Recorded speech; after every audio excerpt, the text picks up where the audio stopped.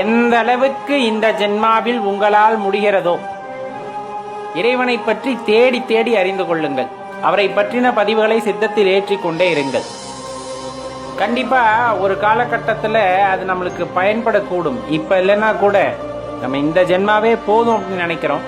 இருந்தாலும் நாம் செய்கின்ற நல்வினை தீவினையின் காரணமாக இன்னொரு பிறவி ஏற்பட்டு விடுகிறது என்றாலும் இறைவனை மறக்காமல் அந்த நான் கற்ற அந்த விடயங்களில் இருந்து இன்னும் மேலும் நான் கற்க வேண்டும் என்று எண்ணினால் நல்ல விஷயங்களா தேடி தேடி படிங்க. இறைவனை பற்றி தேடி தேடி அறிந்து கொள்ளுங்கள். உள்ளார்ந்த உணர்தலை உங்களுக்குள் ஏற்படுத்திக் கொள்ளுங்கள். இருக்கிறவர்களும் சந்தோஷமா இருப்போம். நிறைய பேர் சொல்றது இருக்கிறவர்களும் சந்தோஷமா இருப்போம்.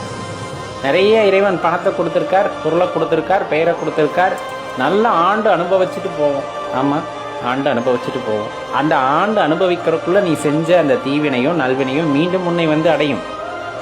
எந்த இடத்திலும் இறைவனை பற்றி எண்ணாமல், இறைவனுடைய அந்த உயரிய குணத்தை பற்றி அறியாமல், இறைவனின் நினைவே இல்லாமல் வாழ்ந்தால் மீண்டும் மீண்டும் இந்த பிறவி, அந்த பிறவி சூழலில் இருக்கின்ற நல்வினை தீவினையின் காரணமாக எல்லா கர்மமும் நமக்கு வந்து கொண்டே தான் இருக்கும்.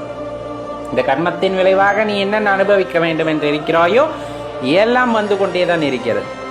ஆனா அதையெல்லாம் தாண்டி இந்த பிறவிப்பினி வேண்டாம் அப்படிங்கிறவங்க, இறைவனை பற்றி உணர வேண்டும் என்று இருப்பவர்கள் காடு மலையென திரிந்து அலைந்து சித்தர்கள் ஞானியர்கள் என்பவர்களை நேரில் சந்தித்து அவர்களின் மூலமாக கிடைக்கின்ற அந்த உபதேசங்களை காதில் வாங்கி கொண்டு அதன் பலனாக அல்லது அதன் தொடர்ச்சியாக அதில் செய்ய வேண்டிய விஷயங்களை எல்லாம் செய்து உங்கள் சித்தத்தில் எல்லா பதிவுகளையும் ஏற்றிக்கொள்ளும் பொழுது உங்களுக்கு இந்த ஜென்மாவிலே அந்த உணர்தல் கிடைத்து விடுகிறதுங்கும் போது பெரிய கொடுப்பினை. அதுவும் இறைவன் கொடுக்கறது தான். அதுவும் இறைவன் கொடுக்கிற ஒரு கொடுப்பினை தான். அப்படி கிடைச்சிருச்சுன்னா இன்னும் பெரும் பேரு போதுமடா சாமி பிறவி அப்படின்ட்டு இறைவனோட பாதமலரை சரணடைந்து விடலாம். எப்பவுமே ஒண்ணு தெளிவா தெரிஞ்சுக்க வேண்டியது, நாம ஒண்ணு செஞ்சோம்னா திருப்பி நமக்கு வரும். அதுதான் நல்வினையோ தீவினையோ எது செஞ்சாலும் அது திருப்பி வரும். திருப்பி வரணும்னா அதை நீ அனுபவிச்சுதான் ஆகணும். நல்லதே நிறைய செஞ்சாலும் திருப்பி அதை அனுபவிக்கிறதுக்கு ஒரு பிறவி எடுக்கணும். அப்ப நல்லது செய்யும் போதே இறைவனுடைய அந்த விஷயங்களை தேடி தேடி அறிந்து கொள்ளும் பொழுது இறைவன் அதற்கான வாய்ப்பையும் நல்லபடியாகவே அமைத்து தருவார். உணர்வதற்கான வாய்ப்பை ஏற்படுத்தி தருகின்றார். தீவினைகள் செய்யும் போது அதற்கான பலனையும் நாம் அனுபவித்து தான் ஆக வேண்டும். அதனாலதான் சொல்றது, எப்பவுமே சிவ சிந்தனையில் இருங்கள்.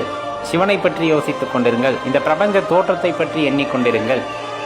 இந்த அற்புத படைப்பை பற்றி எண்ணிக்கொண்டிருங்கள். இப்ப இந்த மாதிரி படைப்புகள் எல்லாம் படைத்த அந்த படைப்பாளி எப்படிப்பட்டவர் என்பவரையும் எப்படிப்பட்டவர் என்பதை உணர்ந்து கொள்வதற்கு நாம் முயற்சி செய்கின்றோம் எனில் கண்டிப்பா அதனை தொடர்ச்சியாக உங்களுக்கு பல விஷயங்கள் தெரிய வரும். அது இப்பொழுது மட்டுமல்லாமல் எப்பொழுதுமே நம்முடனே இருந்து நமக்கு வழிகாட்டும் அப்படிங்கிறத மறந்துடாதீங்க நண்பர்களே. ஓம் நம சிவாய.